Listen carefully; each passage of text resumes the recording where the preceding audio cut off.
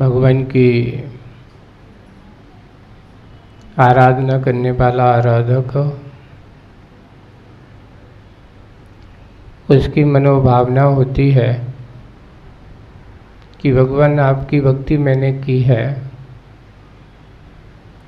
भगवान मैंने आपकी पूजा की है, तो मुझे इस पूजन का फल क्या मिले, या मेरा पूजा करने का उद्देश्य क्या है। मैंने आपकी पूजा की है, इस पूजा का मुझे फल अगर कुछ मिले तो भगवान सांसारिक सुख नहीं चाहता। आचार्य जी ने लिखा है भगवान की स्तुति, ना तो सुर सुख चाहता शिव सुख की ना चाहे, तब तुति अवरल मैं करूं जब तक निज में अवगाह, मेरा निज में अवगाह ना हो जाए तब तक मैं आपकी स्तुति क्या कर सकूं, करता रहूं। हे भगवान, मुझे आपसे मैं मांगने नहीं आया हूं, मुझे तो आपकी भक्ति का अवसर मुझे इस भाव में क्या, जब जब मेरा कोई भाव हो, चाहे देव की पर्याय हो और चाहे मनुष्य की पर्याय हो, क्योंकि सही भक्ति की पात्रता अगर मिलती है तो इन दोनों पर्याय में ही मिलती है। त्रंच की पर्याय में आप भक्ति इस प्रकार की नहीं कर सकते जो देव और मनुष्य कर सकता है। नारकी तो भगवान की भक्ति के भाव, क्योंकि वहाँ दूसरी भक्ति चलती रहती है, वहाँ एक दूसरे के पीछे भागा दौड़ी चलती रहती है, एक दूसरे के पीछे मारा पीटी चलती रहती है। नारकी का जीवन हमेशा उसी में ही व्यतीत हो जाता है, और त्रियंचों का जीवन जो है हमेशा भोगमयी दृष्टि को लेकर के घूमता फिरता रहता है। निरंतर उस गति की एक विशेषता यही रहती है कि उसमें क्षुधा वेदनी की इत्यादि इतनी ज़्यादा उदीर्णा रहती है उस गति में कि उसको जितना खिलाओ खाता ही चला जाता है, कभी मना नहीं करता। वहाँ तृप्ति का कोई काम नहीं है। अगर अच्छे से खिला भी दिया जाए तो दो घड़ी बाद पुनः जब भी आप डालोगे वो कभी मना नहीं करता है। ये उस गति की विशेषता है। तो यहाँ भोगमयी हमेशा उसकी दृष्टि में भोजन की ओर ही होती है। अब रही मनुष्य त्रियंच गति है, इस गति में भोगों को भोगा भी जा सकता है, तो भोगों का सदुपयोग करके इस भोग को सुधारा भी जा सकता है। लोगों ने पूछा, महाराज देवता लोग भोजन करते हैं? तो उन्होंने कहा, जैसा तुम भोजन करते हो वैसे देवताओं का भोजन नहीं होता, वो आपकी तरह भोजन करने वाले नहीं होते। फिर महाराज वो जीवन कैसे जीते होंगे?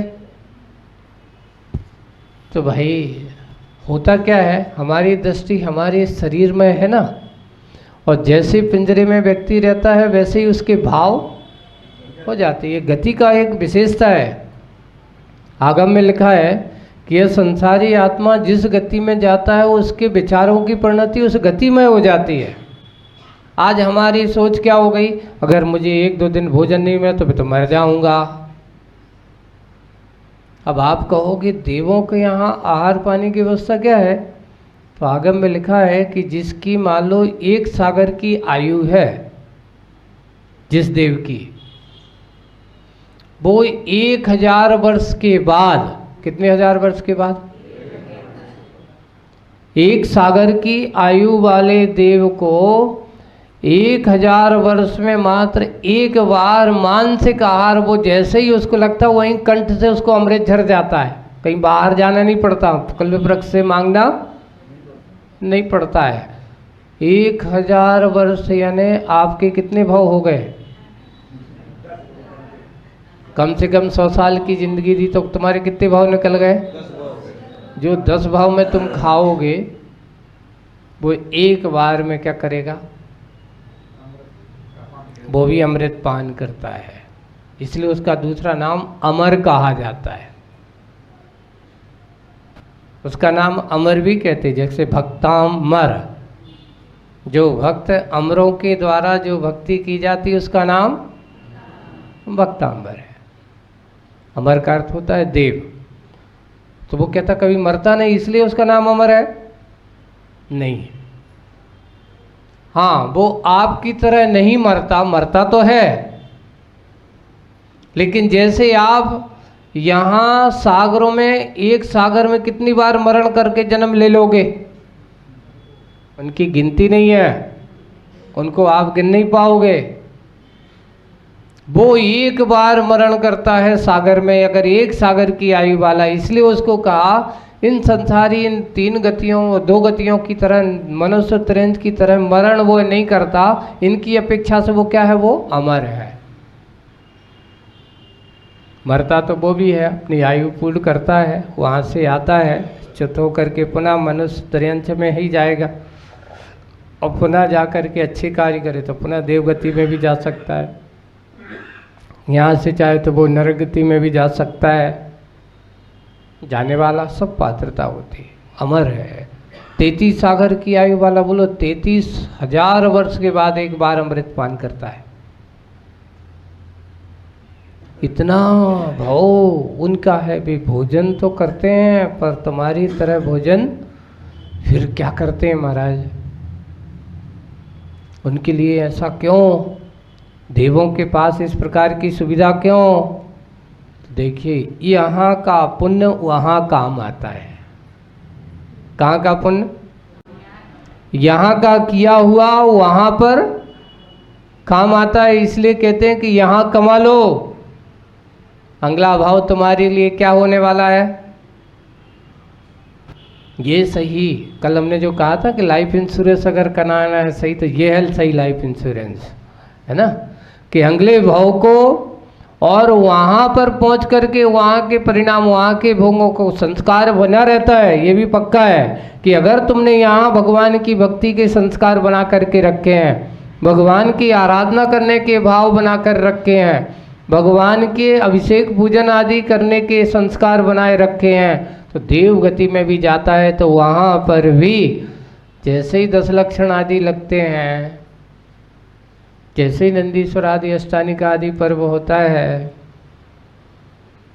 वो जा कर के नंदीश्वर में है, पंचमेरु की वंदना आदि है, अपनी विद्या अपने अंदर के उस वैभव का उपयोग करता है, उस पुण्य का उपयोग करता है, पर पुण्य का उपयोग पुण्य के कार्यों में करता है, वह सम्यक दृष्टि, वह विषय भोगों में नहीं करता। वह विषय भोगों से परे होकर के, विषय भोगों से परे होकर के अपने जीवन व्यतीत करता है। इसलिए बंधुओं, ये अपना भाव जो होता है ना, हम यही कामना करना चाहिए कि भगवान मुझे अगर कुछ देना तो मुझे संसार की संपत्ति, संसार की ये चीज़ नहीं देना, मुझे तो अगर आप देना चाहे तो अगले भाव में मुझे आपकी सेवा, आपकी भक्ति करने का अवसर मिले। और आप लोग अच्छे शांति पाठ का अर्थ समझते हो? शांति, जब पूजन करने के बाद शांति पाठ पढ़ते हो तो उसमें यही भावना करके जाते हो, क्या कहते हो? तव पादव मम हृदय पदद्वये लीनम तिष्ठत जिनेन्द्र तावद। ऐसा तव पादव नहीं, तव पादव मम हृदय पद, मम हृदय तेरे पुनीत चरणों में, है ना। और तबलो लीन रहो प्रभु जबलो लन अपाया मुक्ति। उसको संस्कृत ये पूरा का पूरा पद्यानुवाद है, आचार्य पूज्यपाद महाराज ने समाधि भक्ति में लिखा है। तव पादव मम हृदय पदद्वये लीनम तिष्ठ जिनेन्द्र तावद यावन निर्वाण संप्राप्ति। ये संस्कृत में उसका दोहा है। हे भगवान, आपके चरण मेरे हृदय में क्या हो गए? विराजे। एक आपके चरण मेरे हृदय में सदा विराजित रहें और मेरा हृदय तेरे पुनीत चरणों में हमेशा लगा रहे। बस और कुछ नहीं कामना करता हूँ। जब लो कब लो तब लो, दीन रहो प्रभु वर प्रभु, जब लो पायो ना मुक्ति मुझको। और कुछ नहीं चाहिए मुझे, तो आपके चरणों की छत्र छाया जब तक मुझे मिलती रहे, मुझे मिलती रहे। कब तक? जब तक मुझे भी आप जैसे मुक्ति पद की प्राप्ति ना हो जाए। बस यही चाहता हूँ और कुछ नहीं। ना मुझे सुर सुख चाहिए, ना मुझे शुभ सुख चाहिए। मुझे तो चाहिए तो सिर्फ आपकी भक्ति करने का अवसर चाहिए। और ऐसी भक्ति करने वाला वह भक्त नियम से निरंतर अपने दिनों दिन विशुद्धि को बढ़ाता चला जाता है, भगवान की भक्ति करता चला जाता है। और वही भक्ति उसके लिए संसार के विषय भोगों से निकाल करके, संसार के राग रंगों से निकाल करके उसके अंतरंग में पवित्रता लाती है। इसलिए हम स्वाध्याय करें, ध्यान करें, भक्ति करें। सबका उद्देश्य अगर कुछ है तो क्या है हमारा? आत्म संपत्ति की प्राप्ति करना, ना कि संसार की संपत्ति की प्राप्ति करना। संसार की संपत्ति तो मिलना, अगर तुम्हारे पास पुण्य की संपत्ति होती है तो कभी भी कोई व्यक्ति दरिद्री आदि कुलों में उत्पन्न तो होता ही नहीं है। अगर हमारी सत्ता में पुण्य होता है तो भी कभी भी दरिद्र कुलों में उत्पन्न होते ही नहीं है। एक प्रश्न किसी ने कई बार करते हैं, ये बताओ हमारे तीर्थंकर भगवान राजा महाराजाओं, बड़े बड़े राजाओं के परिवारों में जन्म क्यों हुआ? उसका कारण क्या है? ऐसा क्यों हुआ? कोई सामान्य से छोटे व्यवसायी के घरों पर उनका जन्म क्यों नहीं हुआ? तो उसका कारण यही है, पुण्य प्रकृति, तीर्थंकर प्रकृति कोई सामान्य प्रकृति नहीं है। हाँ, तीन लोक में तहलका मचा देने वाली प्रकृति अगर है तो वो कौन सी प्रकृति है? तीर्थंकर प्रकृति है। वहाँ से तीर्थंकर प्रकृति की सत्ता वाला स्वर्ग से आता तो 6 महीने पहले से ही वहाँ पर क्या होने लगती है? यहाँ जहाँ आने वाले पहले से, जैसे कि राष्ट्रपति का दौरा अगर 15-20 महीने पहले है तो जैसे ही एसपी आई वहाँ की पूरी सुरक्षा, रोड सब कुछ कैसे कर देते हैं? सब कुछ बढ़िया हो जाता है। ऐसे ही उस तीर्थंकर प्रकृति के आने वाले की 6 महीने पहले से यहाँ पर क्या होने लगती है?